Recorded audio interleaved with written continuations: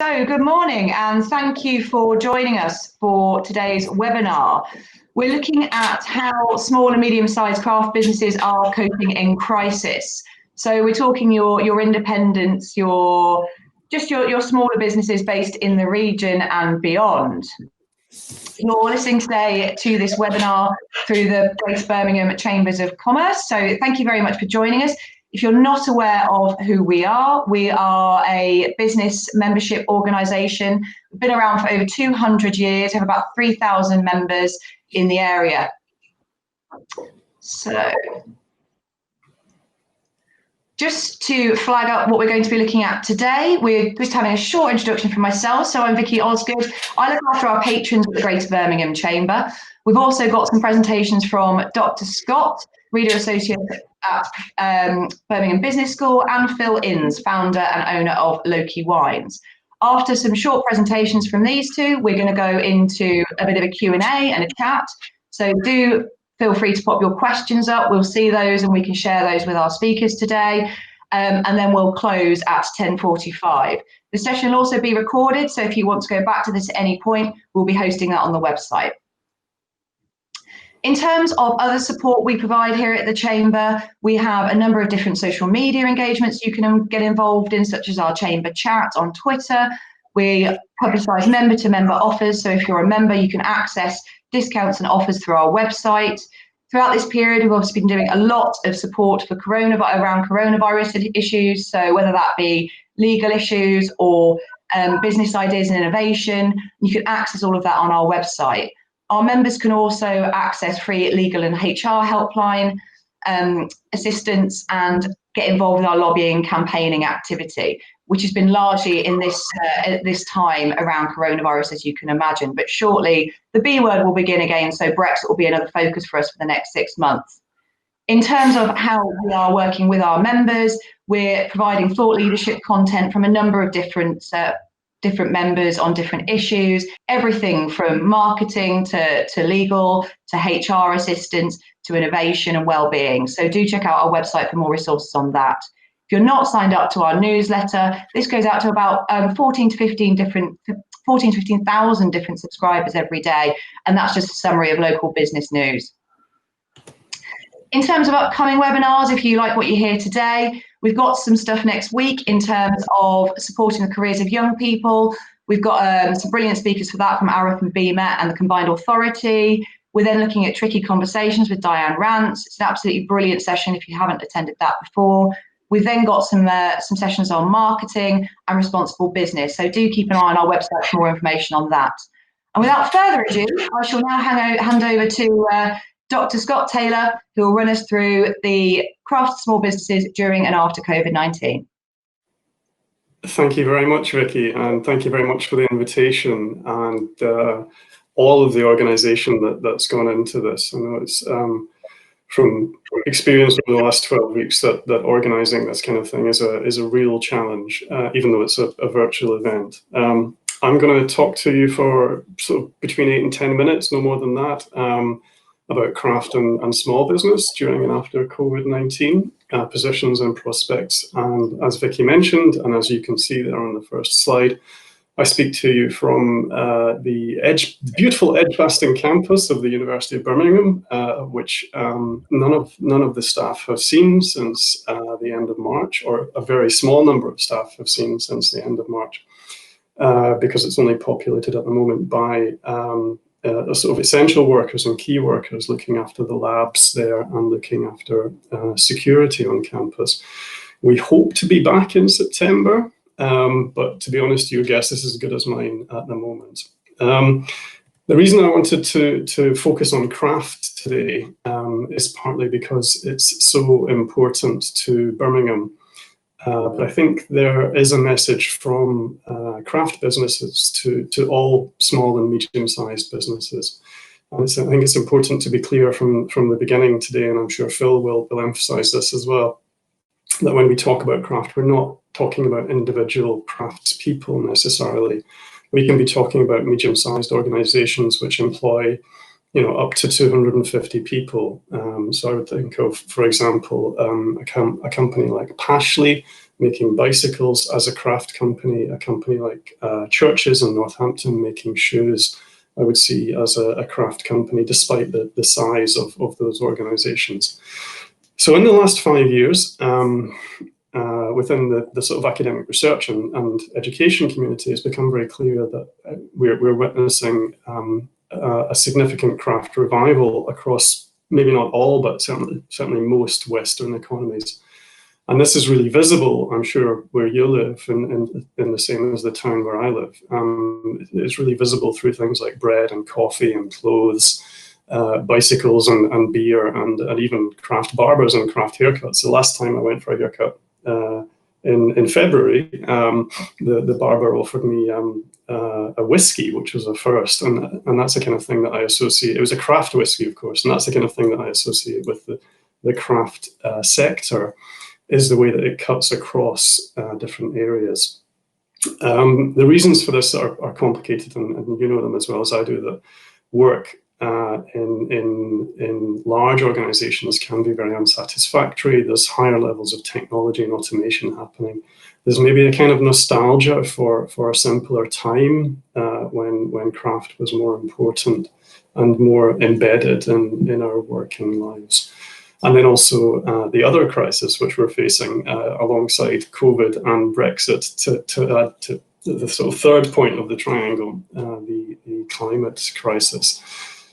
So wanting to know the maker is really significant, even for the very largest organizations such as IKEA.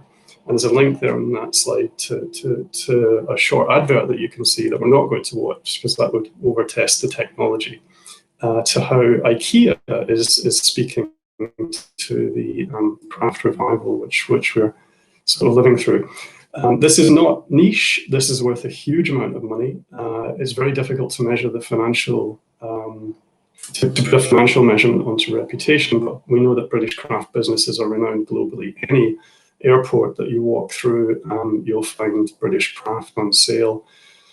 You'll find British craft customers in every country around the world. Just in terms of money and jobs, the Department for Digital Culture, Media and Sport is talking about craft goods being worth almost 5 billion to the UK economy. And the Crafts Council, which does a huge amount of good work in this area, estimates the number of jobs at least 150,000. I think more importantly for us today, craft businesses are often focused on developing new skills and innovating and developing new forms of knowledge, working closely with vocational education providers in particular.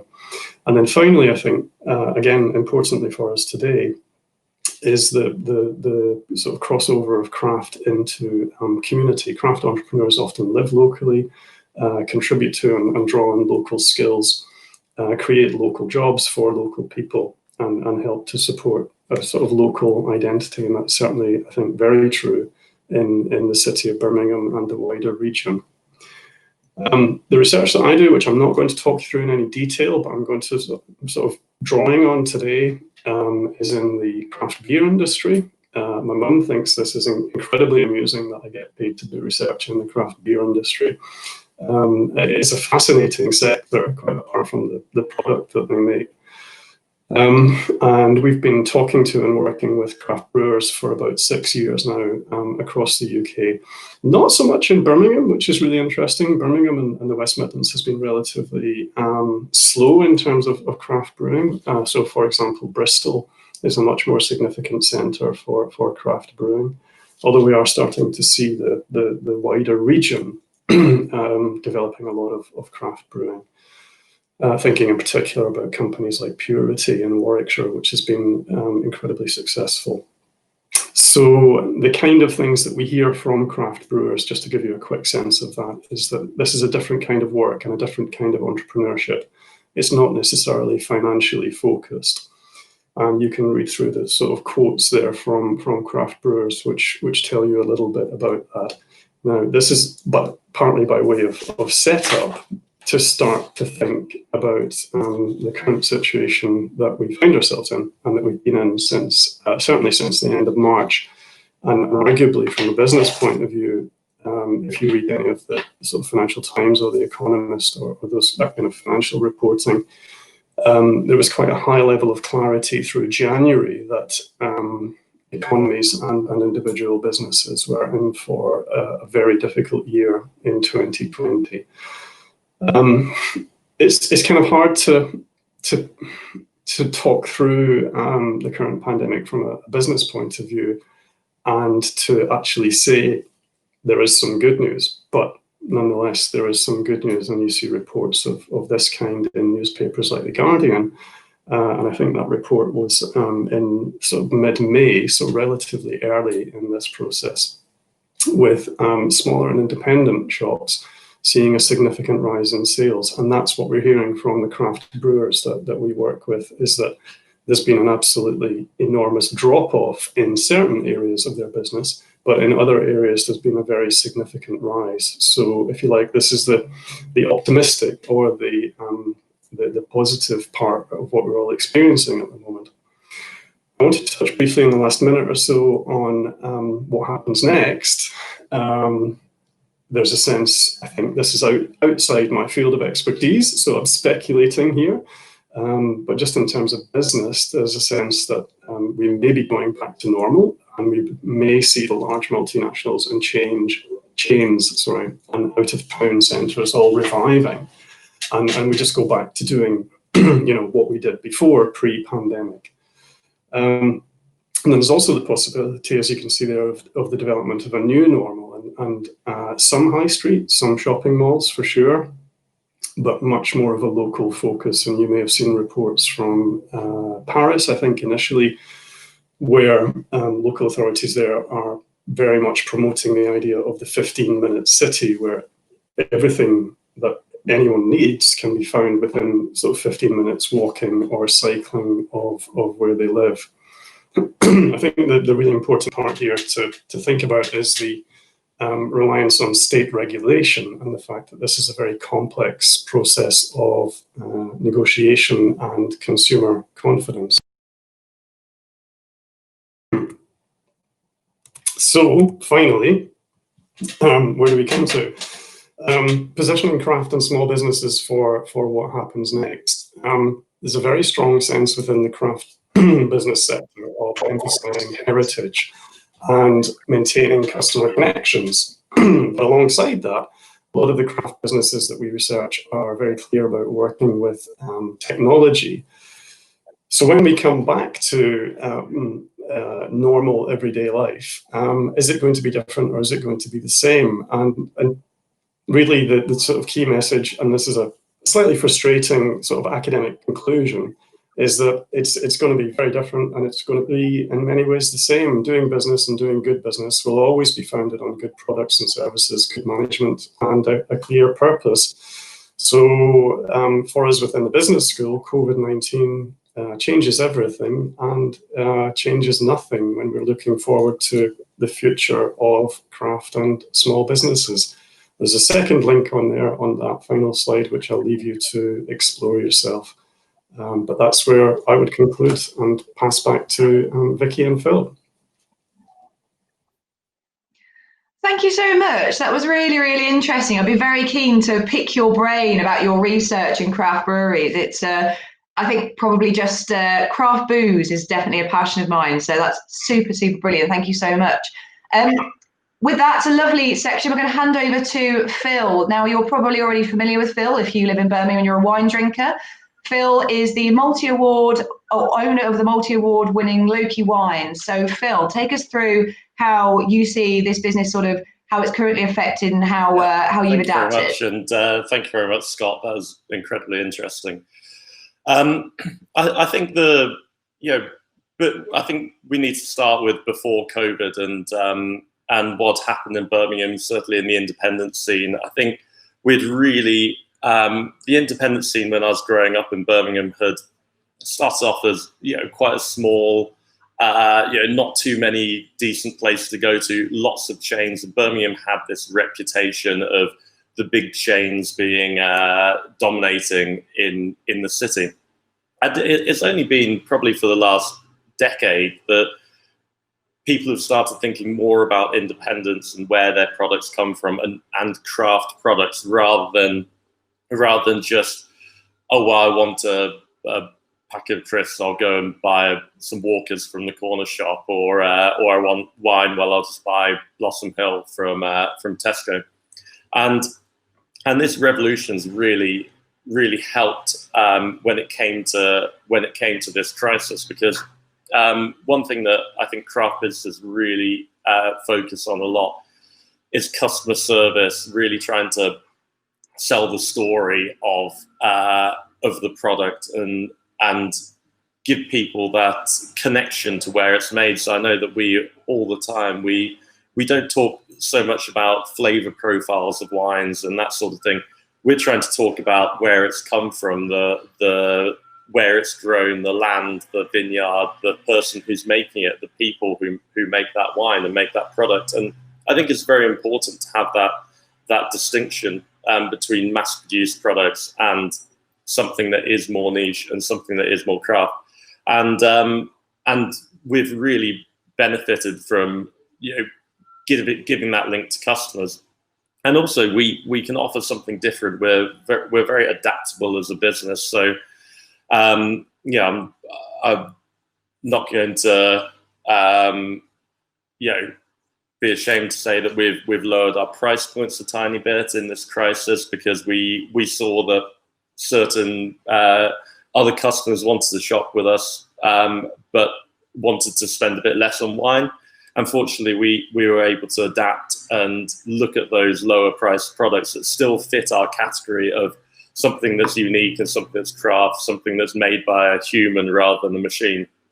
And I think that's really important. But going to when COVID struck, I was actually in Tenerife, and I was meant to be visiting a few vineyards. Unfortunately, the day we arrived there, they went into full lockdown, so all my vineyard tours were cancelled, and we weren't able to do very much. But fortunately, I think it gave me actually a really good insight as to what lockdown actually would look like. They went into lockdown about, I think, a week and a half before we did, and it gave me a really nice insight into what would happen.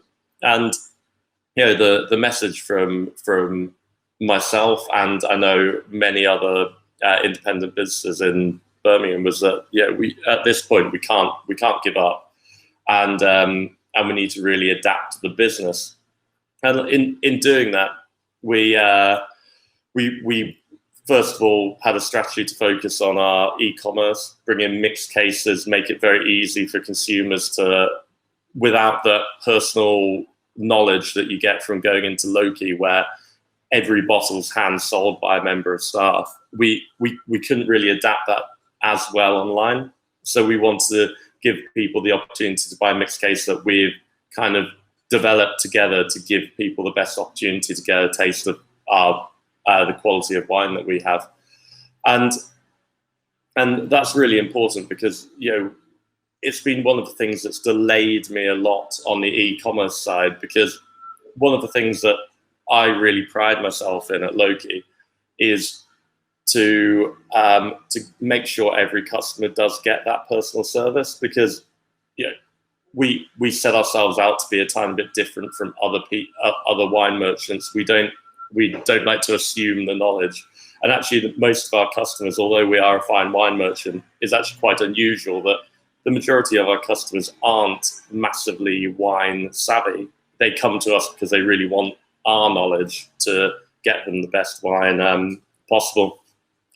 So then after the deliveries and the e-commerce side, we adapted to do kind of what I love doing and what I love doing best, which is doing online tastings. So normally on a weekly basis, we probably host about at least 200 people on a corporate event side, plus another 100 odd people on the consumer side buying tastings that we host in one of our 2 stores.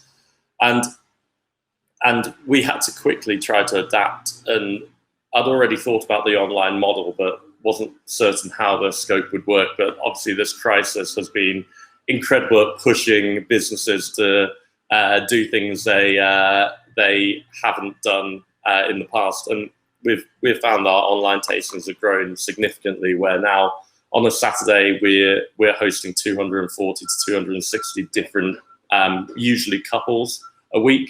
And when you think of the scale of that, we could never host that number of people. Around 480 people watching the tasting every week. The size of room you'd require to do that has given us an incredible scalability on the business, and we've shipped our online tastings all around the UK, but then also to Italy, Portugal, Holland, even Canada.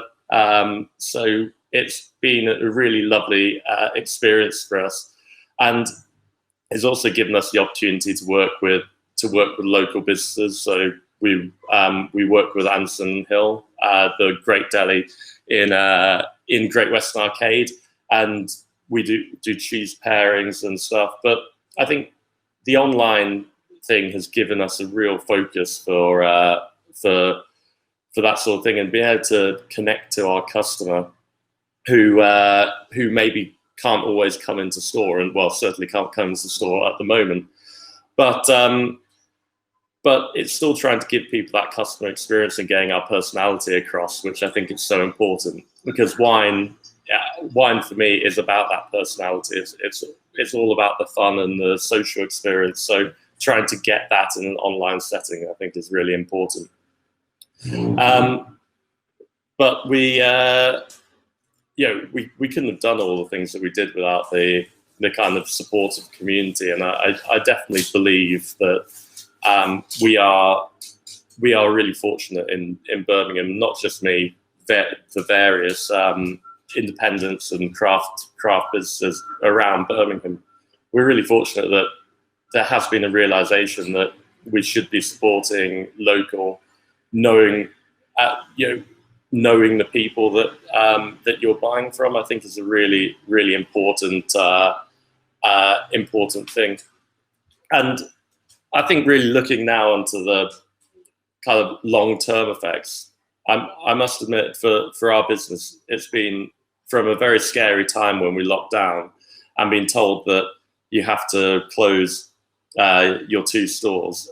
It was a very difficult time, and actually how we've got through it and the lessons we've learned and the use of technology has definitely put us in a stronger footing now coming out of it. I'm very, very confident that we'll see, not just from ourselves, but from restaurants that you've probably all had takeaways from and stuff like that. I'm sure we will see more of that coming in the future. And I think that's only a good thing, because it gives our businesses an additional revenue stream. And I think that's fantastic. I think the move to online does pose a few risks for certainly the more traditional retail and hospitality businesses. We have 2 prime retail sites, and one of the problems with that is obviously we've got business rate holidays at the moment, but business rates have come back in, and we're paying prime rental amounts. And I think the long-term discussion around how we focus on this and maybe online taxes rather than a business rate system has to be something that we discuss, and I'm sure the Chamber will be picking up a lot of this, because we're definitely seeing a change in the way people's behaviours are and the way people shop, and especially for our city centre store, when you look at reduced occupancies in offices, more working from home. I know a lot of businesses have found that actually by working from home, you can make you can get more out of your staff, and that will pose a real problem for the city centre if footfall decreases over the long term. And I think maybe landlords and stuff will have to look at more creative ways to work out how much rent people should pay. But that's the discussion for the future. But to finish on a positive note, the future for us, we've just negotiated to open a 3rd site place to be announced, but that will hopefully be launching in October. And I think it's still important, and I still have real faith in that face-to-face, hand-sold, real, and selling real products. And however much we move online, I really hope that in the future, people aren't going to lose that genuine, passionate customer service that myself and other people can give in this situation. So hopefully that will continue in the long term, and we'll have vibrant high streets as well as great online businesses as well. Thank you very much. Scott, if you'd like to sort of come in, we're going to have a bit of a Q&A session. If any of our attendees today, I can see a couple of owners of independent businesses in our attendee list. If anyone's got any questions for Scott and Phil, please do pop that in the chat box. But one of the things that sort of really jumped out to me, Phil, is we talked about challenges of rent and business rates, etc. Scott, have you sort of, in the terms of your research, discovered any other challenges that these sort of small businesses may face in a post-COVID environment? So I'm curious to hear from Phil on this as well. The timeliness and the clarity of government advice. So one of the main issues that we've heard back from brewers, particularly brewers who also own and run retail sites, which Phil was talking about, is the ways in which government advice over the last 3 months has perhaps lacked a bit of clarity at times, and new policies have been sort of trailed, but then not actually put into place. Yeah, I definitely think it's not particularly helpful for businesses not to have real clarity, and I think one of the issues you face with opening on the 4th of July, as one example, is that we still haven't had full government clarity as to how this is going to work, and a lot of policy seems to be created almost like on the hoof and announced to the media, but then we're not given the guidance on how to do it. I mean, one of the things that's really I'm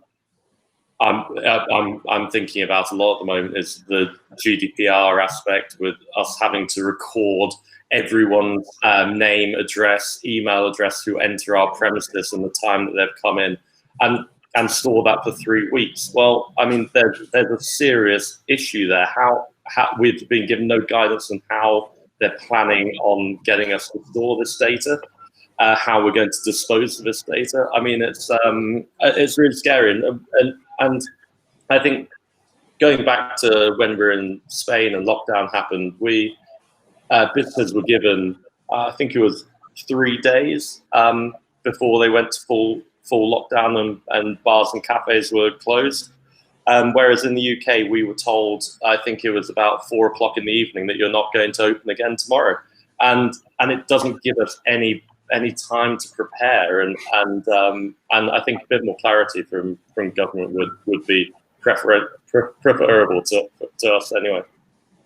We have a question from Jangir Hussain. They advise clients on setting up businesses. Their question would be, what advice would you give for those starting a new business in this current environment? Who's that to? Both. You've both got unique insight. Yeah, I think any new businesses to be encouraged. I mean, you really need to take consideration into how COVID is going to affect the business. But I mean, without knowing what the business is, it's difficult to say. I don't know whether Scott wants to add to that. I think you're absolutely right. I guess there's never really a good moment to start a new business. I'm not sure how you felt when you were starting out, Phil, but it's always going to be sort of difficult and complex. It's especially difficult and complex at the moment. But I think the sort of decision-making processes that you go through, which Phil was talking about, and certainly which we're hearing from brewers at the moment, it's easy to say, make good decisions, but it is incredibly important. So I think the startup process, as Phil was saying, and the process of thinking through, what am I going to do? How am I going to do it? It is always really equally important. Yeah. I mean, one thing I would always say for starting a new business, I remember when I first started, and I had this concept of people serving themselves wine from a vending machine, and I remember talking to multiple people about this, and the number of people who, without knowing any real details about my business and stuff like that, automatically their gut feeling is to discourage you from doing it. And one thing I'd say, if you're starting up a new business, is always go with your gut instinct, weigh it up best in your head, and don't let people put you off unless they really have a real understanding about your business. I think I've sort of to add to this. At the Chamber, obviously, we support a lot of businesses that are going through that process of starting up, and there is still a range of funding and support available for everything from innovation to set up through incubators, the universities. There's still a lot of support out there for businesses that are thinking of taking the next step in their journey. So just to echo you, Phil, I suppose it's, and you, Scott, it's just to say there's never necessarily a great time to start a business, but it doesn't necessarily mean that you're doomed to failure if you do choose to start now. We've had another question from our friend Amy at Birmingham Whiskey Club. So one of the issues they've had setting up e-commerce, which they had in a small way before COVID, is integrated approach of systems. Online events in bar are all different and don't talk to each other. Do you have any sort of recommendations or advice for Amy on what you use? Yeah, definitely. I think the e-commerce thing is really difficult. I mean, we use, which I actually wouldn't advise. We use a WordPress background on ours with multiple plugins. It becomes very expensive to run, and to build systems to talk to each other. I mean, personally, for me, I think people like Shopify are fantastic for that integrated approach, and really talk to an expert on it, because I think that you need to get advice from an e-commerce expert on how that works. But we have fully integrated systems that work really well, and I mean, I can, if she wants to, she can come and see how we do it at our place. Wonderful, thank you so much. We've got another question here from Rosa. Rosa works for Aston, and she would like to know what your thoughts or comments are, what skills, knowledge and innovation independents might want to connect with the universities for this time of crisis. Shall I speak to that for a moment? Yeah, I think, to be honest, we've got this wonderful collection of universities in the city, which just means that people can get more sort of help and advice. But I suppose, what are you seeing in terms of what are businesses asking you, Dr. Scott? And I suppose then from Phil's side, what sort of questions do you think you would be asking if maybe you're in an earlier stage, or if there was anything that you need to know now? Yeah, I think it's really interesting. I think it's a really interesting question, and it's very interesting how the universities interact with the local communities, especially in a city like Birmingham, where there are sort of three universities and significant number of sort of further education and vocational colleges and providers out there as well. The thing that we find most often, to be perfectly honest, is that we have to reach out much more, and we're not entirely sure why that is. I think that some universities and even some departments within universities are more embedded in local communities than others. But we really enjoy getting off campus. We really enjoy talking to people and listening to people. We enjoy, pursuing sort of any possibilities of collaboration. In terms of sort of skills, knowledge, and innovations, I think that the area that I teach in and research the main thing that we can do is to listen and to reflect back and to encourage, you know, people working very, very hard with limited time and energy to think and reflect, to do exactly that, because I think that's one of the most important parts of a successful business. And it's not always an easy thing to plan to plan into the business. So that's, I think, what we would offer mostly in the area that I teach and work in. But we have experts in finance and marketing and all sorts of other things as well on campus. Yeah, I think it's really difficult for independents to find that time to engage. I know certainly during this crisis time, you know, I've been working 7 days a week since March the 21st, I think it was.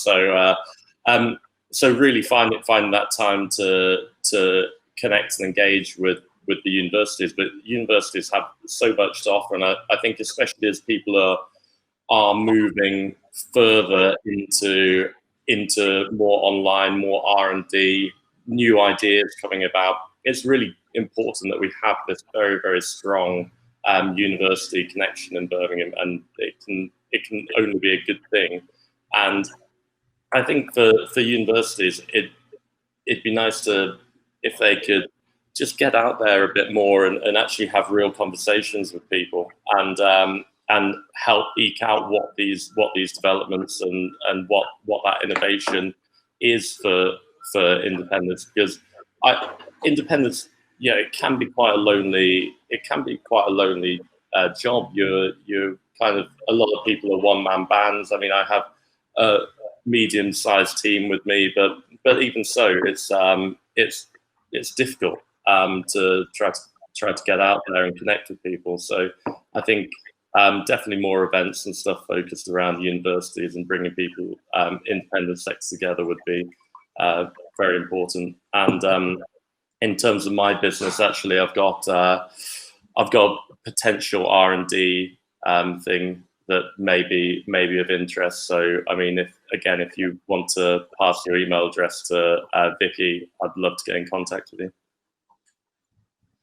A bit of a question from me, Phil, touching on what you said earlier. We talked about, obviously, a lot of businesses now sort of rethinking their office arrangements, or whether they're based in the city centre or keep people more remotely, and the challenges that will bring to our independents in the high street in general. So from your perspective and from your research, Scott, what do you think businesses can do to pull people into those retail outlets if they choose to keep them?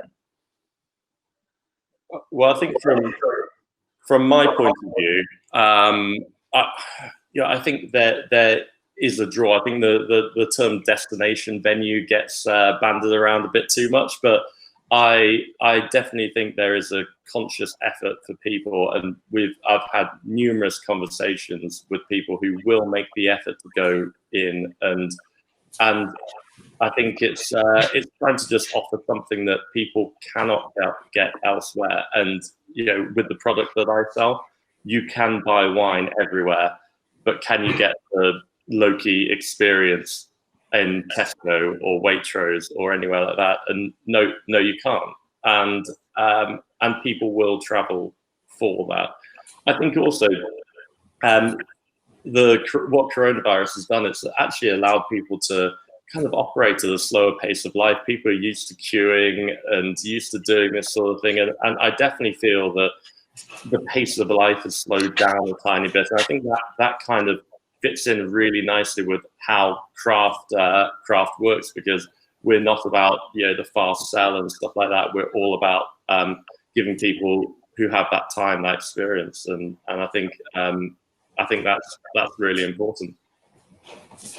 Yeah, absolutely. And I also I look after admissions within the business school at Birmingham, and excuse me, part of the conversation that we're having sort of repeatedly at the moment is, you know, A, will campus be fully open in September? B, if it is open, what will it look like? And C, how do we persuade prospective students that it'll be some kind of normal experience? And it's a huge challenge. And the part of that conversation is related to, as Phil said, thinking through what it is that you offer as a product, but also thinking through what you offer as a way of accessing that product, and not over promising, not promising that everything will be normal and everything will be fantastic and there won't be any sort of queuing, or there won't be any sort of social distancing, and just engaging with that and getting to grips with the idea that